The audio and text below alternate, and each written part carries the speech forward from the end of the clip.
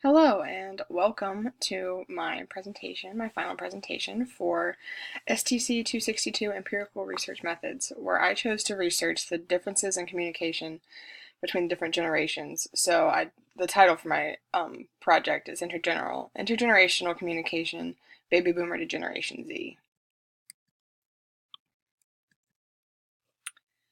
My research topic was, like I kind of said before, to focus on the communication between generations from baby boomers, Generation X, millennials, also known as Generation Y, and Generation Z. I wanted to look for similarities in communication styles and tactics, as well as differences in the communication styles and tactics, and research things like how differences divide and how similarities unite, like how differences in communication can push the generations apart and make them dislike each other, or how similarities can bring them together for a mutual understanding. The variables in my research were willingness to communicate, which would indicate how willing someone is to communicate, obviously, but that also ties into things like how willing are they to change their communication style to adapt to the different generations. Like if a individual from Generation X was talking to somebody from Generation Z, and they noticed that there was a communication difference between the two, how willing are they to adapt? And do they expect themselves to change, or do they expect someone else, like the other person, to change their communication style to complete the communication in an effective way? I also decided to test receptiveness, which would indicate how an individual receives different communication styles and how an individual receives different communication, kind of like everything that encapsulated in that person's communication. How well is it received? And again, that ties back into willingness to change and adapt to different communication styles, but just on the other end. Immediacy refers to how quickly a person communicates and how much they want to get a job done. Like, do they prefer quick and to the point kind of communication, or do they prefer more detailed, elaborate, narrative style communication? Intensity refers to how focused the person is on the communication and how much value they place on it and how much they care about a certain kind of communication. And diversity refers to how diverse an individual's communication styles are. Like, can they effectively communicate with different generations? Can they communicate with a couple, maybe not all of them, or can they only really effectively communicate with people who communicate in the same way that they do? My two research questions are: how do societal changes, expectations, and upbringing of different generations affect the communication habits of the individuals within each generation? And how significant are these changes? Because I'm going to touch on this more later, but as the world changes, the people within it change as well, which means that obviously the way that they're brought up and the way that they communicate and the way that they live their lives is going to be different. So does that actually have an effect on people, or is it just kind of a perception type of thing? And if there are changes, how significant are they? My two hypotheses were that differences in communication styles and tactics will cause conflict or stress between different generations due to lack of understanding. And this is probably a little biased, and I'll admit that, but my second hypothesis was, as the generations get younger, open-mindedness and respect for those different than yourself will increase. And again, I'll say that was a biased hypothesis because just from interacting with people of different generations, specifically older generations like baby boomers and Generation X and people that cross over from both generations, I just feel like younger people tend to be a little bit more tolerant and a little bit more understanding. But again, that was just a hypothesis. I will hopefully gladly be proven wrong. For my method, I chose to do a short online survey using Qualtrics. I timed it a couple times, taking it myself, and it took up less than 5 minutes.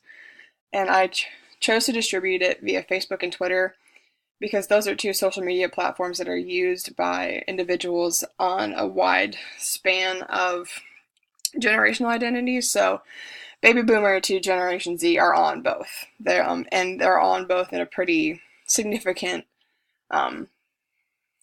population. Like, if I had chosen to distribute this over Instagram, I probably would have gotten a much more like much more response from millennials and Generation Z, not so much from Generation X and baby boomers. So I wanted to make sure that I got a pretty even distribution of responses from each. And I was a little bit overzealous, and I was trying to do something that this class wasn't asking, and I actually distributed this, to people on Twitter and Facebook, and I urged them to share it with other people so that I could get more responses. I ended up getting 72 replies, and I did run some analysis from what I learned in this class, and I found some pretty interesting connections. I don't really have the time to go into them, but I was correct. There are definitely connections between communication styles and preferences and generation, but there are also connections to things like introvertedness versus extrovertedness, race, gender, and things of that nature. In a research study that I looked at about the effectiveness of surveys, Kelly, Clark, Brown, and Sitzia are quoted as saying, "Survey research demands the same standards in research practice as any other research approach, and journal editors and the broader research community will judge a report of survey research with the same level of rigor as any other research report," which I found really encouraging because I kind of felt like I was copping out with the survey. I felt like I was taking the easy way out. But after reading that, I knew this is an effective way to get the information that I need. It's easy, people understand how to do it, and that means I'll get the most amount of responses from it. So for a little bit of prior research on baby boomers, generally baby boomers are people born between 1946 and 1964. And those born earlier than that age gap are impacted in their youth by a post-World War I society. And those born before that age gap and those born earlier in the age range are either affected by post-World War I or post-World War II, or even living during the time of those wars. And those born later in the gap, like closer to the 60s, were facing movements such as the anti-war hippie movement and the civil rights movement in their youth and adolescence, which probably changed the way that they perceived the world and how they communicated in their thoughts, values, and beliefs. As far as baby boomers' communication preferences, they are used to learning step by step, one thing at a time, individually, and above all, seriously. And they rarely multitask, if at all. A lot of times baby boomers think that multitasking is impossible or counterproductive, so they choose not to do it. They'd rather take things on one at a time, step by step. And they're often described as digital immigrants because as time has gone on and digital aspects became integrated into their lives, it became kind of a second language, and they require education and a learning curve to understand the digital world around them. And with this I thought this was kind of funny because I've experienced this in my real life. With that comes a digital accent, which is evident when baby boomers do things such as print out emails and documents to be edited and then give it back to the person instead of sending them the critiques and edits over email or whatever it was submitted through. Or when they call someone into their office to ask for assistance with something technological.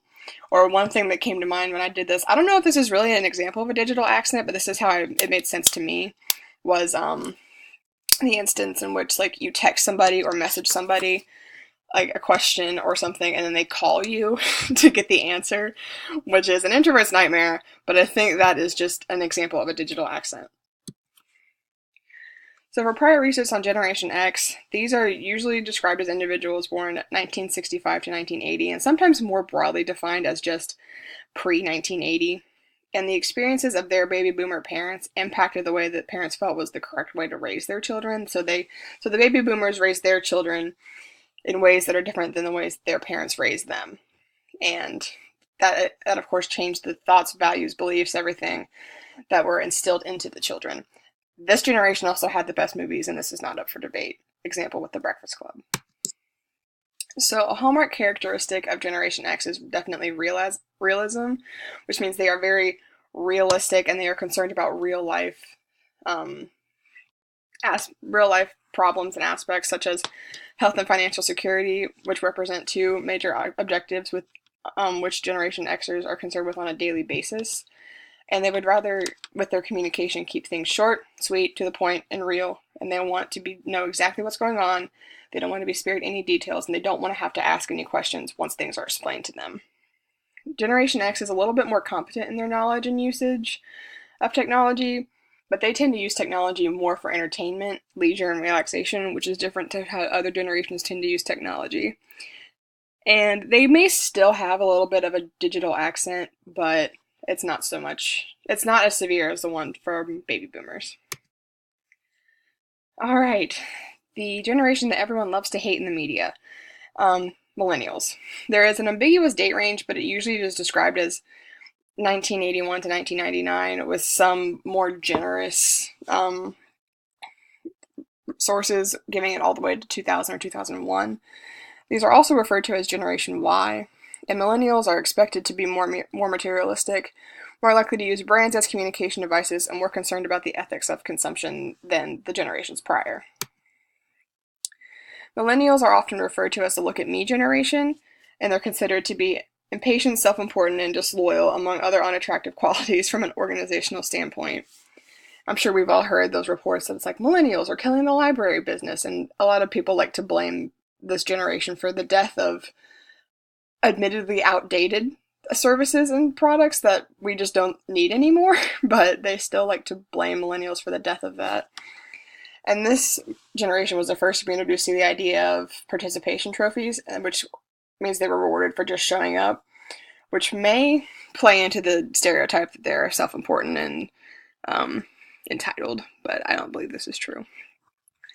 Millennials are adept in their use of technology, which are typically use technology in their everyday lives for things other than leisure, such as work, and they oftentimes do hold careers that revolve around their knowledge and usage of technology. And it was also found that millennials are the generation that's more likely to help other people, which I think is kind of counterintuitive to the stereotypes that they're impatient, self-important, and things of that nature. All right, Generation Z. This is usually described as people born 1995 to 2010, an overlap in the millennial birth years from 95 to 99 result in people who are called cuspers. I personally myself am a cusper, and I relate a lot to the things that they say about cuspers. Like I can identify with things both from the millennial and Gen Z perspective. And since this is such a new generation, there was significantly less research. But one thing that is definite was that there is an extensive use of social media that affects Generation Z's communication habits. Social media habits are being studied and piloting solutions which are based on command-driven approaches to social media in the workplace, in which employers can use social media effectively while reducing the downsides for use in recruiting, onboarding, ongoing communication, training, development, performance management, and knowledge transfer. So, while Generation Z does use social media a lot, they also know how to use it effectively and how to use it in a job sense, which is good. And this generation is the one that started the need for checking social media before hiring an individual for a job. And Generation Z, this is kind of interesting because on the flip side of their extensive social media use, they value human connections, more than any other of the preceding generations. And they are less likely to resist authority than Generation Y, but they will only perform for individuals with which they are engaged in intensive working relationships. So if a Generation Z individual feels like they have a connection and a genuine relationship with their boss, they are more likely to perform and give good products, good work, everything like that, than they are if they felt like they were not connected to their boss. This matters because there's intergenerational working environments everywhere now, and sometimes you have different generations working for the same job with the same goals. And understanding different communication styles reduces confusion, frustration, and clashing that causes conflict. And the goal of this was to close any imaginary rifts that were created from the media and other things trying to tear the generations apart. These are my references. I'm glad to be done with